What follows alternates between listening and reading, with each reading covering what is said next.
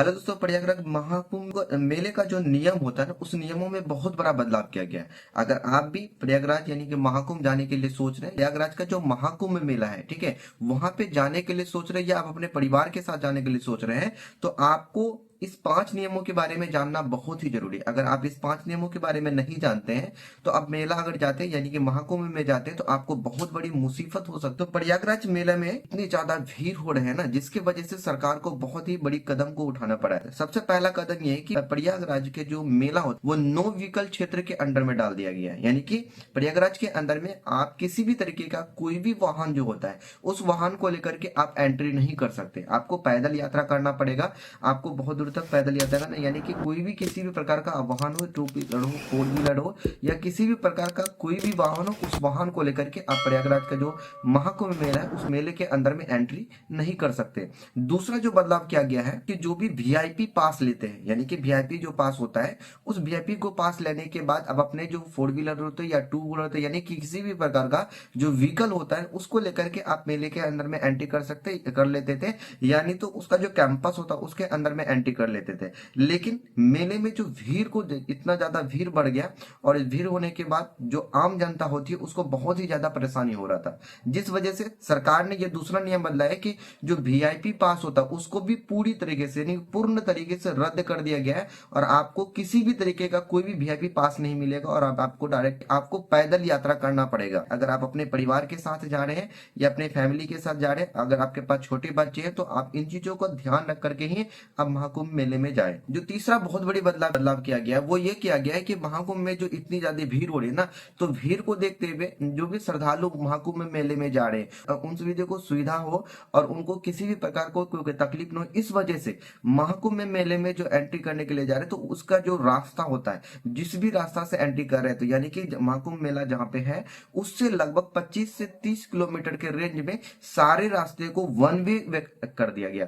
One way का मतलब यानी कि आपको एक तरफ से एंट्री होगी और दूसरी तरफ से आप उसमें मेले से बाहर निकल सकते हैं। अगर जिस तरफ से एंट्री है, अगर उस तरफ से आप बाहर निकलेंगे, तो फिर जाकर के आपको बहुत ही परेशानी हो सकता है। आपको यानी वहां का जो प्रशासन है उस प्रशासनों का सामना करना पड़ सकता है। उसके नियमों का अगर आप उल्लंघन करेंगे तो आपको बहुत ही ज्यादा प्रशासन के द्वारा समस्या जो होगा उस समस्या को समाधान करना पड़ सकता है। लेकिन ये जो बदलाव किया गया है यहाँ, वहां पे जो महाकुंभ में जो जितने भी श्रद्धालु पहुंच रहे थे उसकी सुविधा के लिए बदलाव किया गया है। और जो नेक्स्ट बदलाव किया गया है, महाकुंभ के मेले में भी जो है ना बहुत सारे वाहन को जो है ना एंट्री पहले दिया जाता था। स्टार्टिंग में जब स्टार्टिंग पीरियड हुई थी उस समय क्या गया था कि इसको जो है ना एंट्री के अंदर में भी कैंपस लगा हुआ था और पार्किंग सिस्टम था। वहां पे जाकर के आप अपने गाड़ी का व्हीकल को एंट्री कर सकते, पार्किंग लगा सकते थे। लेकिन इतनी ज्यादा भीड़ होने की वजह से तो महाकुंभ मेले के अंदर में जो पार्किंग का जो सिस्टम था, अब उस सिस्टम को भी बंद कर दिया गया है। और उस सिस्टम को बंद करने के बाद आपका जो भी व्हीकल है, उस व्हीकल को जो जिले होते हैं, यानी कि उस जिले के जो अंदर में एंट्री करेंगे, तो जिला का जो सीमा स्टार्ट जहां से होगा,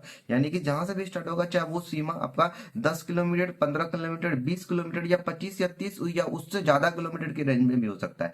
तो वहां जो सीमा स्टार्ट जैसे ही होगा, प्रयागराज का जो सीमा होता है जिले का, उस सीमे से पहले ही आपका जो व्हीकल होता है उस व्हीकल को बाहर में ही रखना पड़ेगा। सीमे के यानी कि जिला का जो सीमा होता है उस सीमे के अंदर में एंट्री नहीं कर सकते आप किसी भी तरफ से, क्योंकि सारा का सारा प्रशासन उसको एक्टिव कर दिया गया। और ये चीजें 4 फरवरी से लेकर के 5 फरवरी तक चलेगी।